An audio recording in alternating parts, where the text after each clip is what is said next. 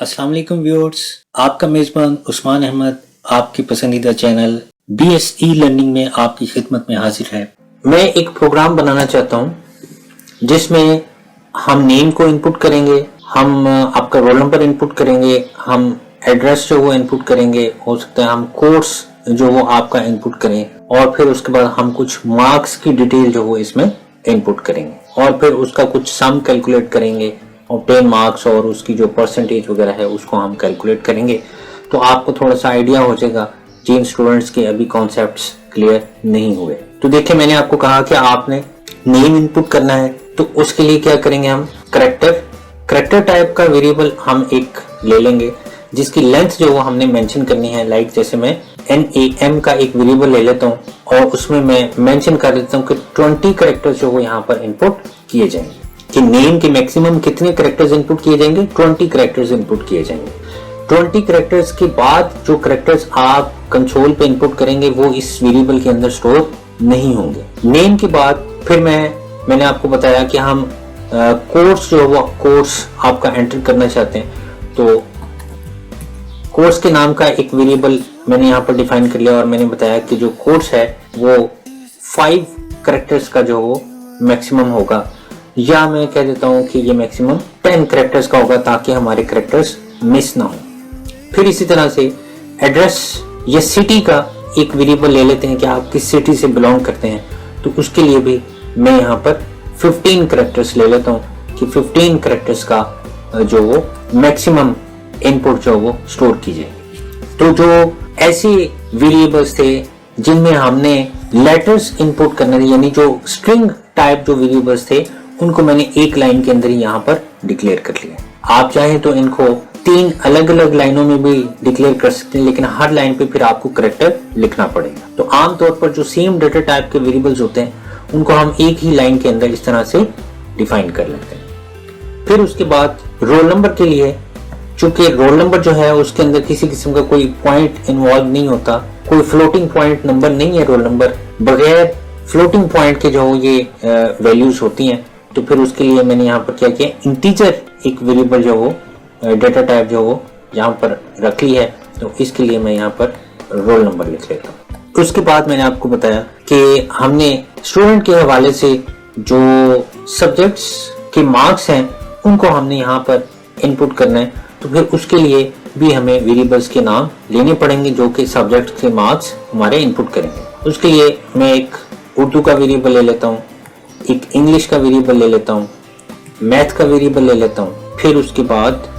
आपने जो जो सब्जेक्ट्स के मार्क्स इनपुट करने हैं वो आप सब्जेक्ट्स के नाम यहाँ पर मेंशन कर देंगे, तो वो सारे जो वो आप जो इनपुट कर सकते हैं। मैं यहाँ पर एक सब्जेक्ट की और मार्क्स लिख लेता हूँ और वो है कंप्यूटर की, और उसके बाद जो मैं इसको क्लोज कर देता हूँ। उसके बाद आपने चूंकि इन सारे मार्क्स को सम अप करना है, तो उसके लिए ऑब्टेन्ड के नाम का भी एक वेरिएबल ले लेता हूँ, OBT के नाम से, ठीक है। फिर उसके बाद चूंकि आपने परसेंटेज भी कैलकुलेट करनी है, और परसेंटेज में आपको पता है कि हम डिवीजन परफॉर्म करते हैं, तो आमतौर पर जब डिवीजन परफॉर्म करते हैं तो उसमें जो रिजल्ट आता है वो हो सकता है कि पॉइंट के अंदर आ जाए, तो फिर जो परसेंटेज की डेटा टाइप है वो इंटीजर रखने की बजाय मैं यहाँ पर क्या रखता हूँ, फ्लोट रखता हूँ और परसेंटेज।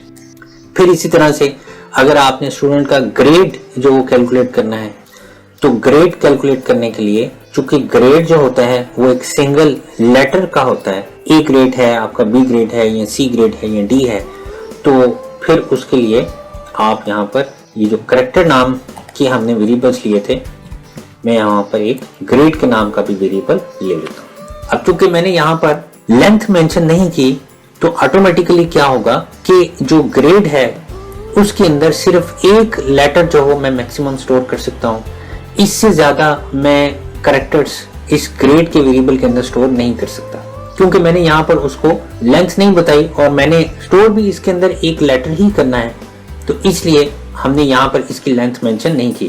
क्योंकि यहाँ पर एक से ज्यादा करेक्टर्स हमने इनपुट करने थे, इसलिए हमने इन वेरिएबल्स की जो वो लेंथ मेंशन कर दी है कि नेम के वेरिएबल के अंदर 20 करेक्टर्स मैक्सिमम एंटर होंगे, कोर्स के वेरिएबल के अंदर 10 करेक्टर्स एंटर होंगे और सिटी के वेरिएबल के अंदर मैक्सिमम 15 करेक्टर्स इनपुट किए जाएंगे। और उसके बाद जो ग्रेड का वेरिएबल है उसके अंदर सिर्फ और सिर्फ एक लेटर ही जो वो एंटर होगा, क्योंकि इसीलिए मैंने यहाँ पर जो उसकी लेंथ मेंशन नहीं की। तो सबसे जो पहला स्टेप होता है वो यही होता है कि आप अपनी इनपुट को सामने रखते हुए वेरिएबल्स को प्रॉपरली जो वो डिफाइन कर लें कि आपने इतनी इनपुट करनी है और आपकी इनपुट की टाइप ये है। तो ये इसी तरह के हमारे वेरिएबल्स जो वो बनेंगे जिसको इस्तेमाल करते हुए हम इनपुट परफॉर्म करेंगे। अब आपने यूजर को मैसेज देना है और फिर यूजर ने जो वो इनपुट करनी है। तो लिहाजा अगर मैं यहाँ पर कोई सी आउट की स्टेटमेंट यूज नहीं करता और यूजर को कोई मैसेज नहीं देता, तो डायरेक्ट अगर मैं सी इन की स्टेटमेंट यूज करना शुरू कर देता हूँ, तो जब मैं अपने प्रोग्राम को रन करूंगा तो बिल्कुल ब्लैक स्क्रीन पे कर्सर ब्लिंक कर रहा होगा और यूजर को पता नहीं चलेगा कि उसने यहाँ पर क्या लिखना। तो इसलिए हमेशा बेस्ट अप्रोच ये होती है कि आप यूजर से इनपुट लेने से पहले यूजर को कोई ना कोई मैसेज कन्वे करें कि यूजर ने ये वैल्यू जो वो इनपुट करनी है। तो अब मैं अगर आपका रोल नंबर एंटर करना चाहता हूं सबसे पहले, तो मैं यहां पर सी आउट स्टेटमेंट के अंदर क्या लिख देता हूं, एंटर योर रोल नंबर। उसके बाद अब ये मैसेज सबसे पहले यूजर को डिस्प्ले होना है, एंटर योर रोल नंबर। और इसके बाद मैं सी इन का ऑब्जेक्ट यूज करता हूं और एक्सट्रैक्शन ऑपरेटर्स के अंदर मैं आगे रोल नंबर का जो वेरिएबल लिया हुआ है उसको लिख दूंगा।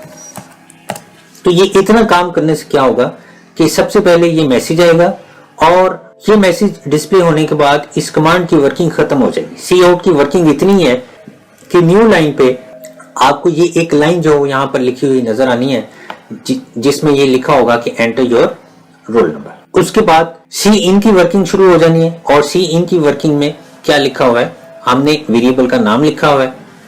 सो जो भी आप वैल्यू इनपुट करेंगे वो रोल नंबर के अंदर स्टोर कर दी जाएगी। उसके बाद अगेन सी आउट के अंदर मैं यहां पर लिखता हूं एंटर योर नेम और सी इन में मैंने लिख दिया है नेम। नेम का वेरिएबल था, नेम के वेरिएबल के अंदर यूजर का नेम जो इनपुट होना है। फिर उसके बाद कोर्स यूजर का जो पूछ लेते हैं या आप सिटी उसका जो पूछ लें, cout enter your city name. फिर उसके बाद सी इन और हम यहां पर सिटी के वेरिएबल का नाम लिख देते हैं। उसके बाद कोर्स यूजर का पूछते हैं, cout enter your course name और कोर्स नेम एंटर करने के बाद सी इन में कोर्स लिखते हैं। लिहाजा ये जो हमारे जो यूजर के हवाले से जो वर्किंग थी वो कंप्लीट हो गई कि उसका नेम हमने एंटर कर दिया, हमने उसका रोल नंबर एंटर कर दिया, हमने कोर्स एंटर कर दिया और सिटी एंटर कर दिया। अब ये भी कर सकते हैं कि जो नेम और जो उसका सिटी है उसके बाद उसका रोल नंबर और फिर उसका जो कोर्स है वो पूछ लिया जाए। यानी जो उसकी प्रोफाइल है, जो उसकी पर्सनल जो इंफॉर्मेशन है वो पहले एंटर कर ली जाए, फिर उसकी जो एकेडमिक इंफॉर्मेशन है फिर वो एंटर कर ली जाए। उसके बाद मैं ये चाहता हूं कि यूजर को एक मैसेज मिले और उस मैसेज में क्या हो कि खाली लाइन जो वो लिखी हुई यूजर को मिले बस। यानी जब हम ये काम कर दें तो ये काम करने के बाद एक लाइन लग जाए और लाइन लगने के बाद फिर वो हमसे उसके मार्क्स की आउट इनपुट जो परफॉर्म करना शुरू कर दे। आपने यहां पर लिखना है सी आउट एंटर उर्दू मार्क्स सी इन और उसके बाद उर्दू लिख लेंगे।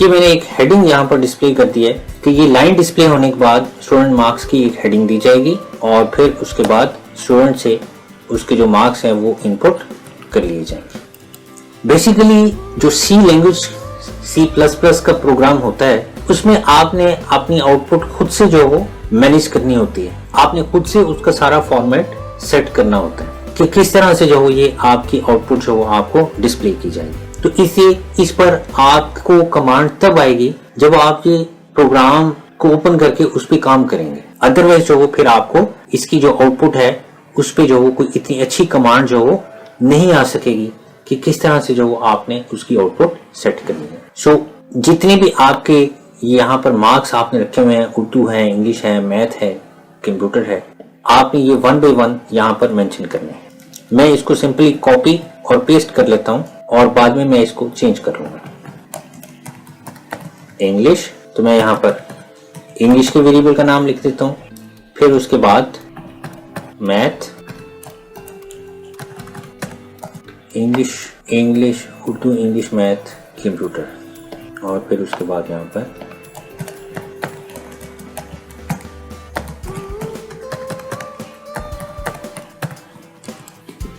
अच्छा जी, देखिए जो हमने वेरिएबल्स के नाम लिखे थे, यहाँ पे मैंने ENG लिखा था इंग्लिश के लिए, COMP लिखा है कंप्यूटर के लिए, तो वही नेम मैंने CIN के अंदर लिखे हुए, लेकिन COUT के अंदर मैंने ये नाम पूरा लिखा है, क्योंकि COUT जो है उसमें जो भी आप लिखते हैं वो एज इट इज वहां पर लिख दिया जाता है। लेकिन यहाँ पर आपने इंग्लिश पूरा नहीं लिखना, क्योंकि हमने इंग्लिश का जो वेरिएबल लिया है वो सिंपल ENG के नाम से लिया।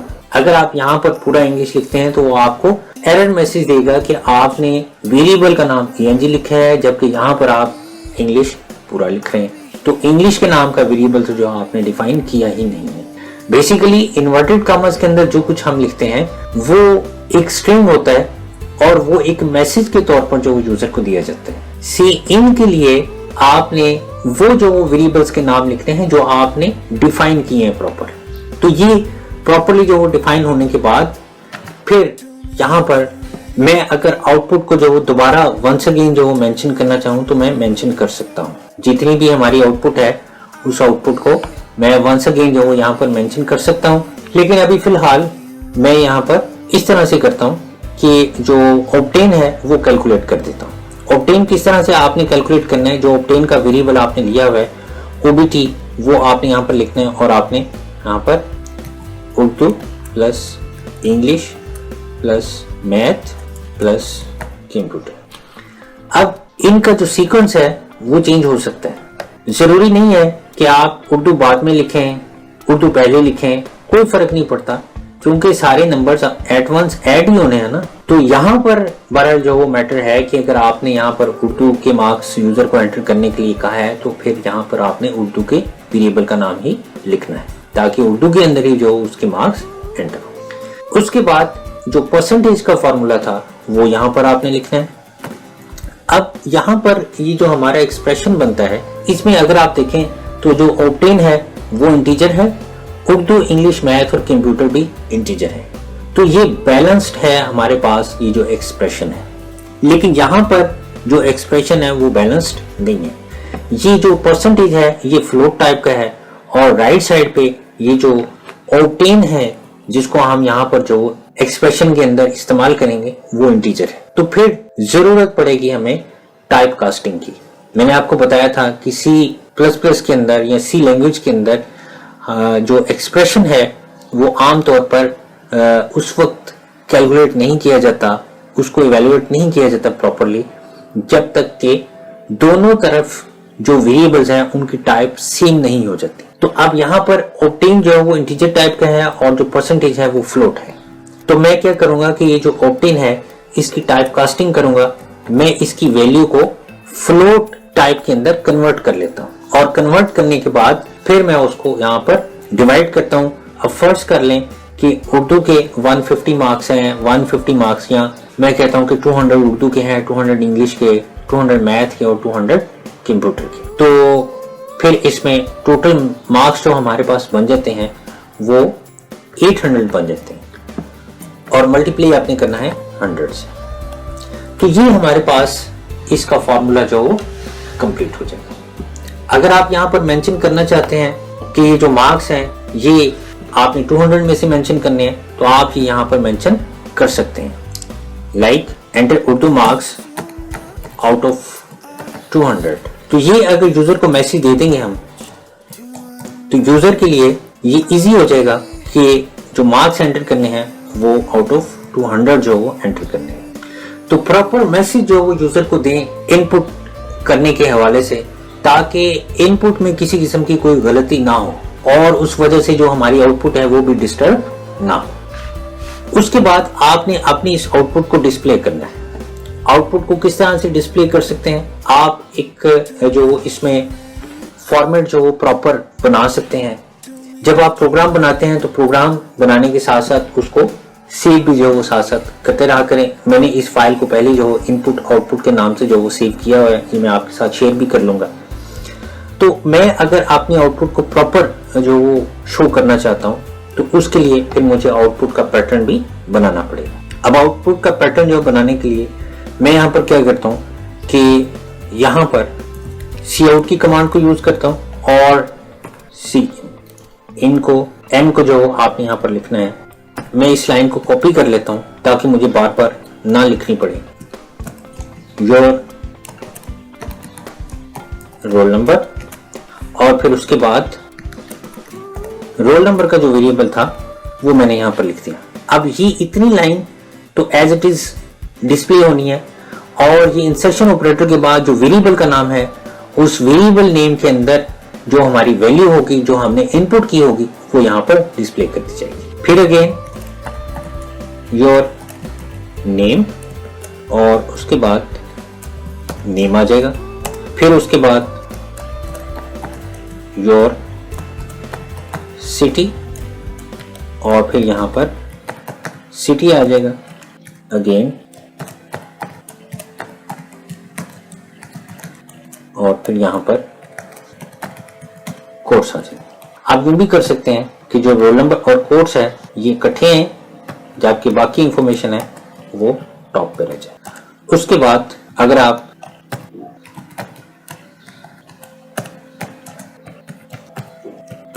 कोई लाइन लगाना चाहते हैं, डिस्प्ले करना चाहते हैं, आप कर सकते हैं।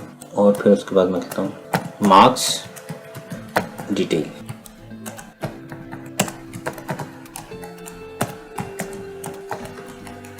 उर्दू और उसके बाद इंसर्शन ऑपरेटर के बाद जो उर्दू का वेरिएबल है वो आपने यहाँ पर मेंशन करते हैं।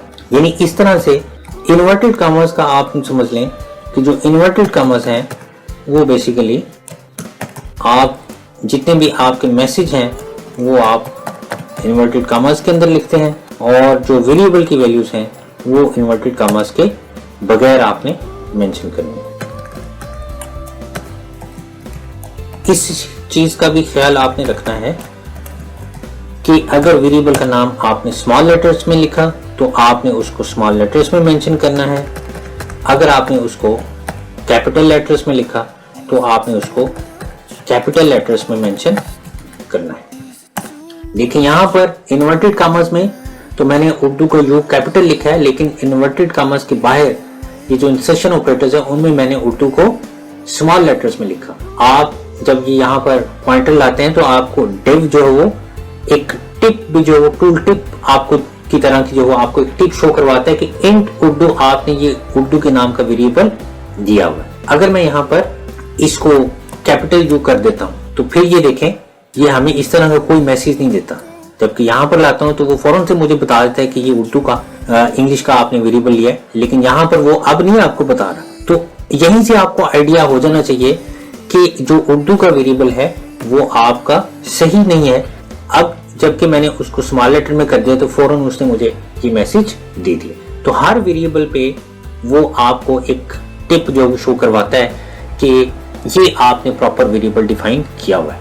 अगर आप कोई ऐसा जो वो यहाँ पर वेरिएबल का नाम लिख देते हैं और उसकी वो टिप अगर आपको शो नहीं करवाता यहाँ पर, तो आप समझ जाएं कि आपने यहाँ वेरिएबल का नाम गलत लिखा हुआ है। उसके बाद अगेन मैं एक लाइन जो लगाना चाहता हूँ तो मैं इसी लाइन को कॉपी पेस्ट कर लेता हूँ। उसके बाद मैं यहाँ पर लिखता हूँ obtained marks और फिर उसके बाद OBT। अगेन cout स्टेटमेंट के अंदर मैं यहाँ पर लिखता हूँ कि जो परसेंटेज तुमने कैलकुलेट किया है उसको जो डिस्प्ले कर दो। तो इन्वर्टेड कॉमर्स के अंदर आपने परसेंटेज लिखना है और इन्वर्टेड कॉमर्स के बाद आपने जो परसेंटेज का वेरिएबल आपने डिफाइन किया था उसके अंदर जो हमने यहाँ पर उसको फॉर्मूला दिया, इस एक्सप्रेशन के अंदर जो भी इसकी वैल्यू कैलकुलेट होगी वो कैलकुलेटेड वैल्यू, ये जो परसेंटेज का वेरिएबल है जो कि फ्लोट टाइप है, आपको वो इंफॉर्मेशन भी दे रहा है, वो वैल्यू यहाँ पर स्टोर कर दी जाएगी। तो ये ऑलमोस्ट हमारा प्रोग्राम जो वो कंप्लीट है। अब इसको सिर्फ और सिर्फ कंपाइल करके देखना है और कंपाइल करने के बाद जो हमारी आउटपुट है वो हमें डिस्प्ले कर दी जाएगी। आप इसको कंपाइल करेंगे, कंपाइल करने के बाद यहाँ पर देखें उसने एक एरर जनरेट किया, चूंकि यहाँ पर एंटर योर सिटी नेम, तो यहाँ पर सेमीकोलन नहीं लगाया गया था। सो वो कहता है कि एक्सपेक्टेड सेमीकोलन बिफोर सी इन। तो ये कंपाइलर ने वो एरर मैसेज जो वो जनरेट किया, उसने पहले आपकी थ्रू आउट सारी लाइनों को पढ़ा और इस लाइन पर जो वो एरर आ गया और एरर शो करने के बाद उसने ये जो कंपाइलेशन थी वो उसने स्टॉप कर दी और आपको एरर मैसेज दिया। आपको कंपाइलर और इंटरप्रेटर का मैंने बताया भी था कि जो कंपाइलर है वो पहले थ्रू आउट कोड जो वो रीड करता है और थ्रू आउट कोड जो वो रीड करने के बाद फिर वो हमें जो वो बताता है कि कहाँ पर क्या एरर है। जो भी सिंटैक्स एरर्स होती हैं वो हमें जो वो यहाँ पर मेंशन कर देता है। तो अब ये देखें कि ये आउटपुट विंडो जो वो आपको नजर आ रही है, जिसमें सबसे पहली लाइन ये नजर आ रही है, जो कि हमने कमांड भी यही दी थी, एंटर योर नेम। तो एंटर योर नेम के अंदर आपने नेम जो वो इनपुट करना है। जब आप ये नाम लिखने के बाद एंटर की प्रेस करेंगे तो फिर अगली जो सी आउट की स्टेटमेंट है वो आपकी एग्जीक्यूट होगी और वो एग्जीक्यूट होने के बाद सी इन पे आके दोबारा रुक जाएगी। ये देखें, ये सी इन पे आके दोबारा रुक गई है कि सिटी नेम आप एंटर करें। आप यहाँ पर सिटी नेम जो हो एंटर करना है और उसके बाद फिर जो अगली स्टेटमेंट है जो कि एंटर योर रोल नंबर की है, फिर वो जो हो आपसे पूछी जाएगी। कोर्स नेम में मैं लिख देता हूँ BSIT है और उसके बाद ये देखें ये जो हमने लाइनें लगाई थी वो लाइनें जो वो एज इट इज यहाँ पर आ गई। यानी सी आउट के अंदर आप जो जो उसकी डिजाइनिंग करेंगे वो वैसे वैसे जो ये यहाँ पर डिजाइनिंग करता जाए। तो पहले उर्दू के मार्क्स आपने इनपुट करने हैं। फॉर एग्जांपल मैं यहाँ पर कह देता हूँ कि उसके उर्दू में मार्क्स 167 हैं। फिर उसके बाद इंग्लिश में मैं उसको बता देता हूँ कि 110 हैं। मार्क्स मैथ के जो मार्क्स हैं वो मैं बता देता हूँ उसके 127 हैं और कंप्यूटर में मार्क्स में बता देता हूँ उसके 150। तो देखिए उसके बाद उसने हमें ये सारी आउटपुट यहाँ पर मेंशन कर दी कि आपका नाम जो ये है, सिटी आपका ये है, रोल नंबर आपका ये है, कोर्स कोड आपका ये है, मार्क्स की डिटेल भी यहाँ पर मेंशन कर दी गई है और उसके बाद फिर जो ऑब्टेन मार्क्स थे वो भी मेंशन कर दी गई और परसेंटेज भी मेंशन कर दी गई। तो इस तरह से स्टूडेंट्स ये एक सिंपल सी एग्जांपल थी कि आपने C++ के अंदर इनपुट और आउटपुट किस तरह से परफॉर्म करनी है। अगर आप इस तरह का कोई भी प्रोग्राम बना लेते हैं तो आप ये समझ लें कि आपको ऑलमोस्ट 20 to 30% जो वो सी का जो प्रोग्राम है वो आपको बनाना आ गया है, जिसमें आपको पता चल गया है वेरिएबल्स कैसे लिए जाते हैं, सी आउट की स्टेटमेंट कहाँ पर यूज करनी है, सी इन की स्टेटमेंट को कहाँ पर यूज करना है। आप अपनी मुख्तलिफ जो आपकी इंफॉर्मेशन है उसको आप इसके अंदर जो प्रोग्राम बनाकर देखें ताकि आपको पता चले कि आप इसके अंदर किस तरह से काम करेंगे। आपके जो मैथमेटिक्स के क्वेश्चंस हैं उनको आप इसमें सॉल्व कर सकते हैं। उन एक्सप्रेशंस के अंदर जो आपके वेरिएबल्स यूज होते हैं उन वेरिएबल्स की वैल्यूज आप इनपुट करें और फिर फॉर्मूला जो मेंशन करने के बाद उसका रिजल्ट देखें कि क्या रिजल्ट आपको प्रॉपर मिलता है कि नहीं मिलता है। तो इस तरह से ये आपकी प्रैक्टिस होगी तो फिर आपको प्रोग्राम लिखना आएगा, अदरवाइज आपको प्रोग्राम लिखना नहीं आएगा। स्टूडेंट्स, इस प्रोग्राम के अंदर मैंने कुछ चेंजिंग्स किए हैं जो मैंने आपके साथ शेयर करनी है। जो चेंजिंग्स की हैं वो चेंजिंग्स ये हैं कि एक तो सी आउट स्टेटमेंट में आपको /n नजर नहीं आ रहा। बेसिकली /n इसलिए यहाँ से रिमूव कर दिया गया है क्योंकि जब हम सी इन का जो ऑब्जेक्ट है वो यूज करते हैं तो सी इन को यूज करते हुए हम अपनी इनपुट लिखने के बाद एंटर की प्रेस करते हैं। तो जब एंटर की प्रेस करते हैं तो कर्सर ऑटोमेटिकली नेक्स्ट लाइन पर चला जाता है और फिर जो भी सी आउट में आपने मैसेज लिखा होता है वो ऑटोमेटिकली नेक्स्ट लाइन पे जो प्रिंट आउट होता है। तो इसलिए ये सी आउट और सी इन के दरमियान ये जितने भी /n थे वो सारे रिमूव कर दिए गए। स्लैश एन एक्चुअली सिर्फ और सिर्फ जहां पर हम सी आउट की स्टेटमेंट यूज करते हैं वहां पर जो हमने जो ऐड करना होता है। अगर आप सी आउट और सी इन के अंदर भी, जो इन लाइंस के अंदर भी अगर आप स्लैश एन लगा लेते हैं तो फिर एक लाइन की स्पेस, ब्लैंक स्पेस जो वो दोनों इनपुट्स के दरमियान आ जाएगी। लिहाजा जितनी भी इनपुट स्टेटमेंट्स थी उनमें जहां पर सी आउट को हमने मैसेज के तौर पर यूज किया है वहां पर हमने बैक स्लैश एन को जो वो खत्म कर दिया है। प्योर जो सी आउट की स्टेटमेंट्स थी इकट्ठी जो हमने यूज की थी वहां पर हमने बैक स्लैश एन या हम एंड लाइन को यूज कर सकते हैं। दूसरा जो चेंज किया गया है वो चेंज ये किया गया है कि जो हमारे पास ये जो आउटपुट स्टेटमेंट्स थी इनमें आपने देखा था कि जितनी भी हमारे पास लाइंस शो हो रही थी वो कोई लाइन पहले खत्म हो जाती थी, कोई लाइन बाद में खत्म होती थी, तो वो जो आउटपुट थी वो इस तरह से जिगजैग टाइप जो वो हमें जो नजर आ रही थी। हम ये चाहते हैं कि हमें वो एक टेबुलर फॉर्म के अंदर जो नजर आए और टेबुलर फॉर्म के अंदर जो रीडेबिलिटी जो इम्प्रूव होती है। तो इसके लिए मैंने क्या किया है, मैंने ये कमेंट स्टेटमेंट जो यूज किए हैं, ये सारे का सारा जो कोड था ये कमेंट्स की फॉर्म के अंदर बना दिया है और यहाँ पर एक ब्लैंक न्यू लाइन जो इंसर्ट किया है। यहाँ पर बैक स्लैश एन लिखा हुआ है और आउटपुट स्टेटमेंट में कुछ भी नहीं लिखा है, इसका मतलब है एक ब्लैंक लाइन जो यहाँ पर ऐड कर दी जाएगी। और फिर हमने सेट विड्थ का जो फंक्शन था वो यूज किया है।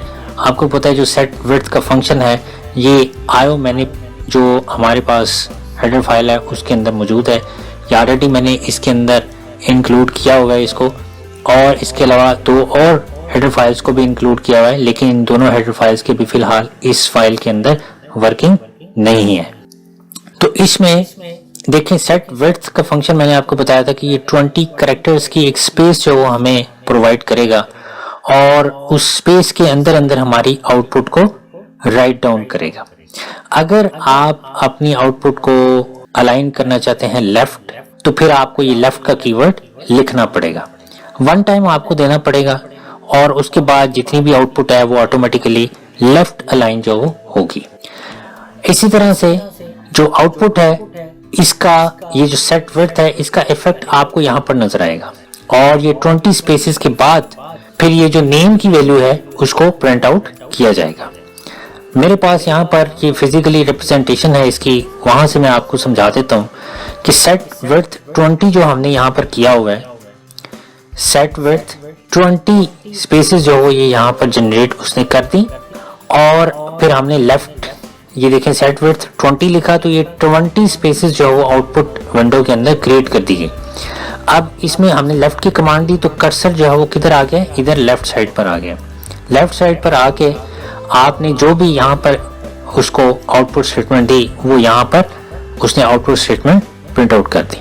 उसके बाद आपने जब नेम लिखा तो वो जो नेम है वो इसके इन 20 कैरेक्टर्स के बाद जो डिस्प्ले होना है, यानी ये जो सेट विड्थ का जो फंक्शन है ये इस आउटपुट पे जो अप्लाई होगा, वो इस इंसर्शन ऑपरेटर के बाहर जो अप्लाई नहीं होगा। अगर आप इस पर भी जो वो कोई इस तरह की जो सेट विड्थ की फील्ड अप्लाई करना चाहते हैं तो आपको यहाँ पर सेट विड्थ लिखना पड़ेगा और फिर वो सेट विड्थ जो है वो इस पर जो इम्प्लीमेंट होगा। ये सेट विड्थ इस आउटपुट पे इम्प्लीमेंट हो रहा है, इसका इफेक्ट सिर्फ और सिर्फ इस आउटपुट पे जाना है, इस पर नहीं जाना। लिहाजा जो 20 कैरेक्टर्स हैं इनमें लेफ्ट अलाइन जो हमारी ये आउटपुट प्रिंट आउट की जाएगी और बाकी जो कैरेक्टर्स हैं उनको एम्प्टी छोड़ दिया जाएगा। उसके बाद जो आपने नेम का वेरिएबल लिखा तो नेम के वेरिएबल के अंदर जो भी चीज है वो यहाँ पर आगे 20 के बाद यहाँ पर राइट डाउन कर दी जाएगी। फिर उसके बाद नेक्स्ट लाइन आ जाती है, फिर अगेन सेट विड्थ और यहाँ पर लेफ्ट का जो कीवर्ड है वो नहीं लिखा गया। मैंने आपको बताया कि वन टाइम आपको लिखना है, ये ऑटोमेटिकली बाकी लाइंस पर इंप्लीमेंट हो जाएगा। योर सिटी तो योर सिटी भी जो यहाँ पर लिख दिया जाएगा और उसके बाद फिर जो सिटी है वो जो वेरिएबल नेम है वो 20 कैरेक्टर्स के बाद यहाँ पर डिस्प्ले किया जाएगा। तो ये देखें ये सारे के सारा ये लेफ्ट अलाइन जो ये हमारे पास होगा। इसमें जो एक हमारे पास मार्क्स डिटेल है उसमें सेट विड्थ 16 दी गई है और उसमें लेफ्ट की बजाय राइट लिखा गया है, क्योंकि मैं ये चाहता था कि जो मार्क्स डिटेल है वो थोड़ा सा सेंटर में करके जो अपीयर हो, ना कि लेफ्ट साइड पे अपीयर हो। तो इसलिए जिस तरह लेफ्ट का कीवर्ड है वैसे हमारे पास राइट का भी कीवर्ड है। तो राइट में मैंने कहा तो उसने राइट साइड पे इसको अलाइन किया है। क्योंकि 16 कैरेक्टर्स कहे हैं तो ये 16 स्पेसेस उसने जनरेट की और 16 कैरेक्टर के साथ जो वो राइट अलाइन जो हमारे टेक्स्ट को कर दिया बजाय लेफ्ट अलाइन करने के। उसके बाद अगेन जो अगर आपने लेफ्ट अलाइन करना है तो उसमें ये देखें मैंने वन टाइम जो लेफ्ट का जो कीवर्ड दिया है और उसके बाद फिर जितनी भी हमारी ये जो आउटपुट है वो सारी की सारी लेफ्ट अलाइन प्रिंट आउट होगी। Urdu, English, math, computer science ये सारे लेफ्ट अलाइन जो वो प्रिंट आउट होंगे। उसके बाद ऑब्टेन मार्क्स, तो ये देखें ऑब्टेन्ड जो यहाँ पर लिखा हुआ है मार्क्स, यहाँ पर जो मिस हो गया आप लिख लीजिएगा। इसी तरह से परसेंटेज, तो ये परसेंटेज भी जो यहाँ पर लिखी हुई है। तो इस तरह से हमारी आउटपुट जो हमें डिस्प्ले की जाएगी। अगर आप इसको रन करना चाहते हैं तो ये रन करके देखिए, मैं इसको कंपाइल करता हूँ और कंपाइल करने के बाद आपको एक आउटपुट जो वो दिखाता हूँ कि ये किस तरह से आपको नजर आएगी। एक तो ये देखें कि इसके अंदर जो स्पेस थी पहली आउटपुट में, इन दोनों लाइंस के अंदर स्पेस थी क्योंकि हमने स्लैश एन लगाया हुआ था हर सी आउट स्टेटमेंट के अंदर, तो मैंने वो रिमूव किया तो इनके दरमियान जो स्पेस है वो खत्म हो गई है। ये देखें ये लेफ्ट लाइन और 20 कैरेक्टर्स के बाद ये जो हमारी आउटपुट है इस तरह से डिस्प्ले हुई। ये 16 कैरेक्टर्स की स्पेस उसने दी, उसको राइट अलाइन किया और फिर उसके बाद अगेन लेफ्ट अलाइन। तो इस तरह से ये हमारी जो आउटपुट है वो एक टेबुलर फॉर्म के अंदर बड़े अच्छे अंदाज के अंदर जो हमें रिप्रेजेंट की जा सकती है। तो डियर स्टूडेंट्स, ये हमारा आज का लेक्चर था। आप इसको प्रैक्टिस के तौर पर जो करके देखिएगा और कुछ खुद से जो एक्सपेरिमेंट कीजिएगा तो आपको पता चलेगा कि किस तरह से जो सेट विड्थ का जो फंक्शन है उसको हम इस्तेमाल कर सकते हैं। व्यूअर्स, ये था हमारा आज का सेगमेंट। वीडियो देखने का शुक्रिया। जिन दोस्तों ने मेरा चैनल सब्सक्राइब नहीं किया वो सब्सक्राइब के बटन को प्रेस करके चैनल को सब्सक्राइब कर लें और वीडियो लाइक करना और नोटिफिकेशन का बटन प्रेस करना ना भूलिएगा ताकि आपको नई वीडियोस का नोटिफिकेशन मिलता रहे। इसके साथ ही आपका मेजबान उस्मान अहमद आपसे इजाजत चाहता है। अपना ख्याल रखिएगा। अल्लाह हाफिज।